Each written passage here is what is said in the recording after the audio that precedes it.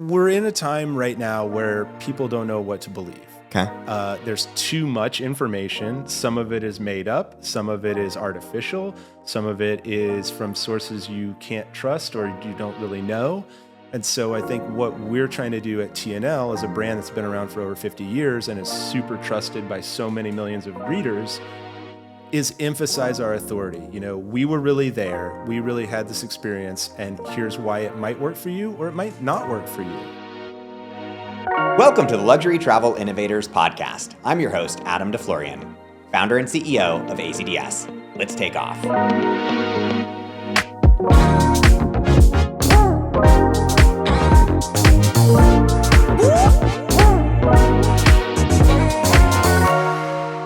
Today I'm joined by Paul Brady, news director at Travel + Leisure. Paul, thank you so much for joining me on Luxury Travel Innovators. Glad to be here. Thanks. How are you today? I am busy. We're at ILTM Cannes, and it's meetings, and it's all good though because we're learning about the future and lining up 26. What's the most exciting thing you've heard so far? I think there are two things I'd point to. One is cruise business continuing to grow. We're looking at the number I saw was 1.1 million travelers in 24, going up to 1.5, even 1.6 million in the next few years. So huge growth in luxury cruise. The other thing that I was interested to hear about is people spending time with other people. I think for so long in luxury, you hear about privacy and being alone. And I'm starting to hear more people talk about community and creating places in hotels and resorts and on ships where people can meet other like-minded individuals. And I think that's super interesting. That's amazing. So tell us a little bit about your role at Travel + Leisure. So my title is news director, which is kind of a ambitious way of saying that I keep up on all the trends in the industry. And so one of those is definitely covering the cruise beat, but it's also looking at anything else that moves: trains, car rentals, car services, autonomous cars, trains, I mentioned, cruise ships, airplanes, aviation, airport lounges. And then I try to keep up on trends that are shaping consumer behavior and how that's changing where people travel and how they travel. Interesting. So, what was your background that led you to TNL? I would say if we go way, way back, it was to be a traveler first and then a journalist second. Like I fell in love with travel and traveling and seeing the world. But then I went to journalism school, studied magazine journalism, worked at some magazines, worked at some websites. Probably some you've heard of, probably some you haven't. Yeah. And ended up at TNL in 2019 and been enjoying the ride ever since. It's great. And then you cover everything for both print and digital? Yeah, exactly. I mean, I think the divide between like what we think of as platforms is really starting to collapse. In publishing for a long time, it was you're a print person or you're a social person or you're the events person. What we're trying to do at TNL is think more strategically about all of those things. What's the right platform for a certain story? And then let's make that work in the best way possible. So right now, a lot of what I do is for the print magazine, but here I am at ILTM Cannes and I'm, running around at a trade show and hosting a panel. In the future, I might be, hosting a reader trip. I might be out on a cruise, learning more about it for our social channels and shooting video. So we're trying to evolve into being a storyteller first and a platform person second. Interesting. Can you give us some examples about specifically how the sort of work and media has changed and where the channel, so to speak, whether it be social or digital or print, almost like takes the back seat and it's the content that's actually created for those platforms and the lines are blurred? Yeah, I mean, if we wanted to talk about how media has changed since I started, we'd be here all night. Yeah. So we can get another lamp. Yeah, I'll try to keep it short. I think we're in a time right now where people don't know what to believe. Okay. There's too much information. Some of it is made up. Some of it is artificial. Some of it is from sources you can't trust or you don't really know. And so I think what we're trying to do at TNL as a brand that's been around for over 50 years and is super trusted by so many millions of readers is emphasize our authority. We were really there. We really had this experience, and here's why it might work for you or it might not work for you. Readers are craving authenticity. And the more we can show that we have the receipts, the more that's going to resonate with an audience. And I think that's true whatever platform you're looking at, whether it's a a social video, an email newsletter, a print magazine, a podcast, list goes on. How do you see differences in the way that people consume news, whether it be travel or just your general opinion in regards to consuming news on social media versus websites?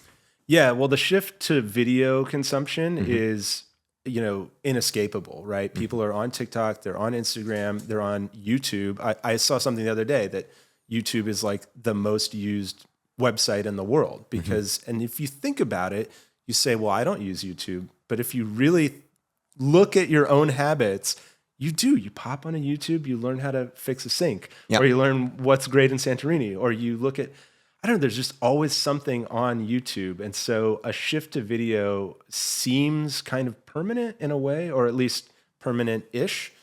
And so I think all media companies should be thinking about what are we doing in terms of video and how are we producing video that's going to connect with people. Makes perfect sense. Now, in regards to your competitors in the travel space, how do you differentiate TNL? And then more specifically after that, how do you differentiate your news coverage versus the competitors? Yeah, I'll take the first part first. TNL is the biggest, most read, most frequently published travel magazine in America. Period. So there's one. But we also have a huge audience who is hungry for real information about where to go and what to do. And so I think one of the things that we do well is addressing a national U.S. audience who is eager to know about road trips, who's eager to know about super premium luxury cruises to Antarctica, and everything in between. And so what we're writing about are vacations for Americans who are looking for superlative experiences. And I think that focus resonates with people. So you extend that to the other part of the question about news. We don't have a newsroom of 100 or 200 or 300 journalists to track every movement of policy in Washington or every sort of flight delay and all that sort of stuff. We look at bigger stories and how they're impacting real travelers who want to have a great vacation and may not, whether it's because of foul weather or changes to security rules. We're trying to give people information that improves their lives. Very cool. Now, in regards to the TNL A-list, what is the relationship with the advisor community, how it functions? I know it's a big part here at ILTM, so I'm curious, what's the relationship there? Yeah, I mean, that's something I should have mentioned as a point of differentiation. TNL has a great relationship, I like to think, with the trade and the advisor community. We have our A-list, which is a list of really incredible advisors. It's coming up to close to 200 people at this point. Wow. And all sorts of different specialties. Some people who have been on the list for many, many years, some people who are newcomers. And we find those people through a vetting process. We often get word of mouth recommendations, which is kind of funny. It's like, how do you find the right travel advisor? Word of mouth. How do we find the right travel advisor? Word of mouth. Yeah. So that is something that our readers find, again, really, really useful. You want to plan a trip to Rwanda, here's who to call. You want to plan a trip to Chile, here's who to call. You want to plan a trip to Japan that avoids those places that are kind of mobbed with tourists, here's who to call. And so the A-list is really important. And I should also shout out our travel advisory board, close to 30 folks who are at some of the top positions at some of the top producing agencies in the world, who are in a more sort of strategic role for us and are liaisons to the industry, but also great sources in their own right and super experienced. And I often call them when I need, a quote for a story or some insights on a trend to say, hey, are you really seeing this? Is this really happening? And the level of expertise that these people bring to the table is invaluable for us and more importantly for our readers. Nice. Outside of ILTM and audience volume for cruise. So, you were talking about the growth in cruise. What other newsworthy or notable changes have you seen in cruise, whether it be large ship, small ship, expedition, luxury? What are the sort of the newest things that you've been covering in cruise? One thing that I have been keeping my eye on are European river cruises, which have long been sort of a predictable thing, but we see celebrity moving into that space and we see players like Viking just continuing to add capacity.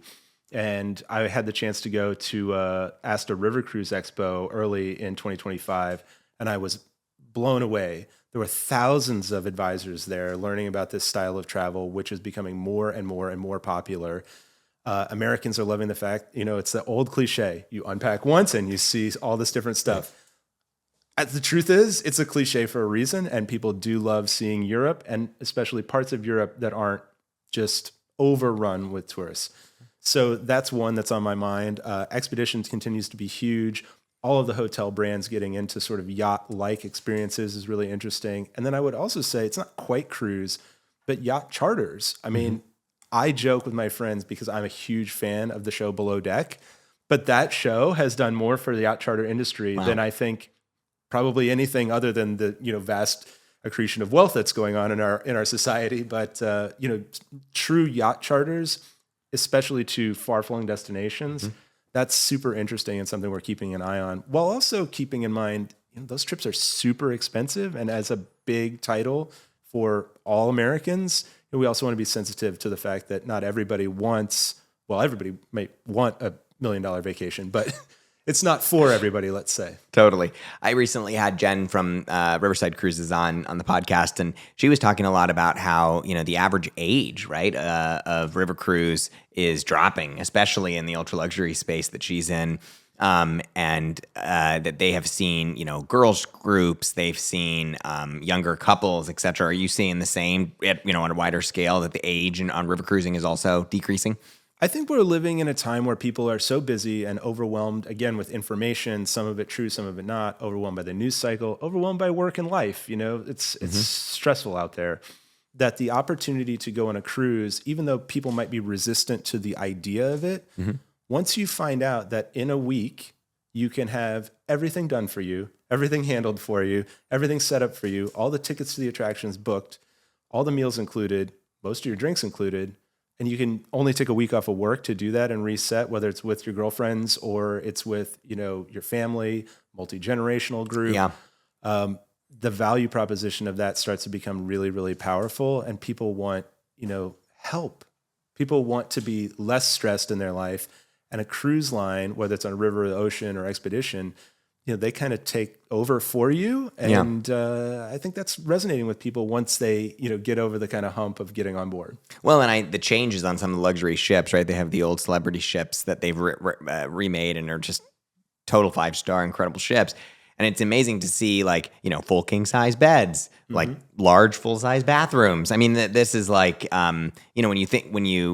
when you sort of think about river cruising, years ago, right? You think of very small, little, tiny rooms. Yes, rooms. And sometimes they still are that Yes. way, But there's no easier way to see all of those places in 1 week than riding down the river, and I think that efficiency is connecting with people, and for sure we do see younger people. Listen, there's older folks that love river cruising, and there's younger folks that love river cruising, and I think as we see the travel industry in general getting larger and larger and larger, and people taking more and more trips as they invest in experiences over things, another cliche that happens to be very true, you're going to see people who wouldn't traditionally be river cruisers hop on board. Amazing. How about in air? Since you said you cover that as well. Yeah, I think it's less of a good story there. Okay. Would be a diplomatic way of putting it. I think people have a real distaste for air travel, and some of that is I think, the fault of the airlines, at least in the public perception. And some of that is the fault of our airports and the agencies and entities that manage those airports and the security process and the immigration process and the parking process and the luggage process. So it's, there is no one bad actor here. It's just a very stress-inducing experience for a lot of folks. What we hear, both from advisors and readers, is that paying for premium is more and more worth it. And even if those tickets are expensive, it's worth the buy-up to have a better experience at the airport, in the proper lounge, at the front of the aircraft. I heard somebody say yesterday at a press conference, it's turn left or turn around, which is a pretty funny soundbite. I don't know that's true for every trip, but people are definitely willing to at least entertain the idea of paying out of pocket for something better, because what the standard has gotten kind of crummy. Yeah. What about, who is doing it well? There's got to be some carriers out there that have introduced some new product that's really good. Yeah, for sure. I mean, there's a couple that come to mind from our World's Best Awards. Singapore Airlines on the international front is up there. They win year after year after year for premium service, a good digital experience, a nice premium economy experience, right? And service that on board that actually feels like, you're a person, not a number. JSX is a carrier that gets a lot of accolades from our readers. I live in New York, and so I have a tough time getting on board, although they do have service to Florida, which I'd be interested in checking out.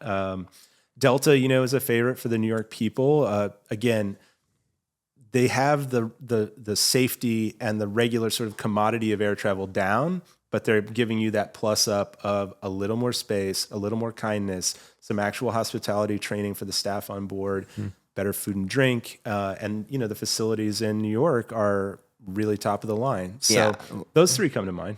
Yeah, and on the airport side, obviously we're doing JFK, but also LaGuardia is really solid. Yeah, I call it the biggest transformation I've ever seen. If you remember LaGuardia as LaGuardia when you used to fly into it and how awful it was.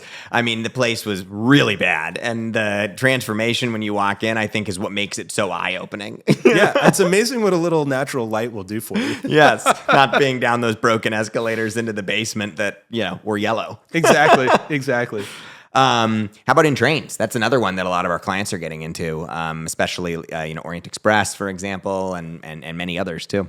Yeah, it ties in with the slow travel movement. I think you guys have probably talked about it. And it's one of those trends that seems to bubble up every couple of years that people want to slow down.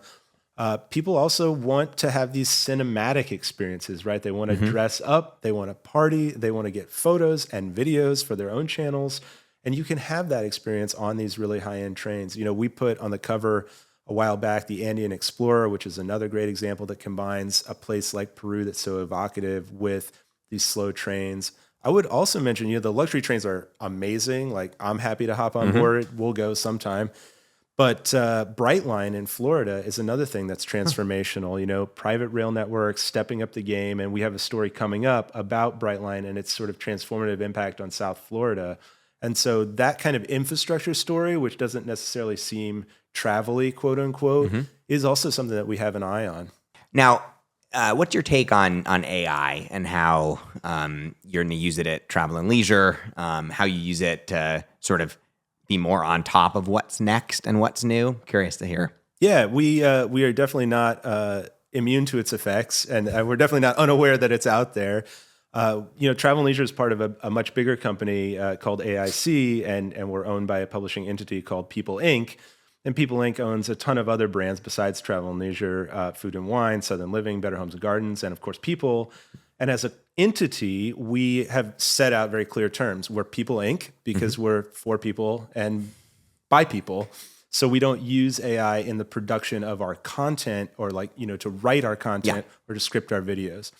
Instead, where we're using it is to monitor news flows, right? I was talking about how there's so much information out there. So we have AI-empowered sort of scanners that are looking on social media, looking for story ideas, looking across the broader sort of news ecosystem for story ideas. And then we're also using it to parse our own data sets. One thing that I have used it for is looking back on past issues, past coverage. How did we cover this company? What's the general tone of our own past coverage, and where do we need to go next? It's also great if we're looking at something like the A-list. Hundreds and hundreds of applications come in. Yeah. Can you tell us how many of these people are based in the Northeast and how many of these people are based in California? That would take a person forever. It takes a computer 2 seconds. And so I think we're using it to be smarter about our workflows, but we're not using it to create that content that's going to resonate with people. Yeah, and that's the sort of the trend that I've been seeing across the board, especially in editorial, right? Where, in theory, it should not be being used to write content, but it can be used to make your life a lot easier in sifting through, like you said, applications, et cetera. Yeah, well, and inboxes. I mean, inboxes. Inboxes get crazy. And meeting summaries, totally, I'm sure, Totally. So it's handy in a way, but, we're very firmly committed to, we're making stuff for people, and we still think that people ourselves can do that best. So I always end with 3 rapid fire questions, and I'm very excited to hear your take. What personal travel are you most excited about next? Well, one place that I have still never been is Iceland, and I missed the first wave of Iceland being hot. Yeah. And I feel like I'm about to miss the second wave of Iceland being hot. So maybe I'll get there, in a low season or something. But I'm a big fan of the outdoors. I'm a big fan of hiking. And I'm not actually a huge sauna guy, but in Iceland, You'll do the sauna. I mean, you got to do it. Exactly. So that's definitely on my list. And then Chile is a place I've visited a number of times, but I've never actually been all the way down to the bottom. And so Chilean Patagonia is another place I'd love to get to. Sounds amazing. Yeah, and Iceland for you would be a very short flight from New York. Absolutely. 3 hours or something, right? 3 hours, 3.5 hours. Yeah. And if I can combo it up with the Faroe Islands, that would be even better. That sounds great. The show is all about innovation and moving forward, but for a moment, I like to step back and look at the past, since history is what shapes, the forward look. What do you miss about the glamorous days of travel, or what do you think you would miss if you didn't experience them? Which I believe you're too young to experience it. Well, thank you first of all for that. I think in some ways, and I think about this a lot. In some ways, we're living in the golden age of travel, right? It's safe to fly. It's getting more expensive, but it's relatively affordable for a lot of people to travel. And you have this sort of globe at your fingertips. And so I try to remember that in a way we're in the golden era of travel. But in the spirit of your question, the idea of a grand ocean crossing on the Queen Mary 2 is something that I have wanted to do, have still never done. We did do a great story on it. This wonderful writer did a feature story for us recently, so I'm not going to get the assignment, but a personal trip to do a crossing of the Atlantic on a proper liner seems like an old school thing that deserves to continue. Love it. And then to conclude, we always talk about innovation and forward-looking approaches. What innovation in travel doesn't exist today that you think should? So one of the things I'm really excited about is supersonic aviation and boom, and seeing where that goes. You see companies like United taking it really, really seriously. And I actually had the chance to meet Blake a long, long time ago when this was still, I think, probably an idea on a piece of paper that he had. And to see it get more and more serious and to see it get closer and closer to fruition, the return of supersonic aviation seems like something that we should be applauding, as long as it's able to be done, in a safe and efficient way, which seems like is part of their plan. So I'm really excited about that as somebody who never did fly in the Concorde. Yeah, I know the Concorde. I'm an aviation geek myself, and the Concorde looks amazing. And I'm happy that Boom is a Colorado-based company where we're based, and it's exciting to see them take off. That's a great way of putting it. A little cheesy, but it works. Yeah, for sure. Thanks so much, Paul. Pleasure to be here. Thanks for watching this episode of Luxury Travel Innovators. Be sure to hit the subscribe button so you don't miss an episode. See you next time.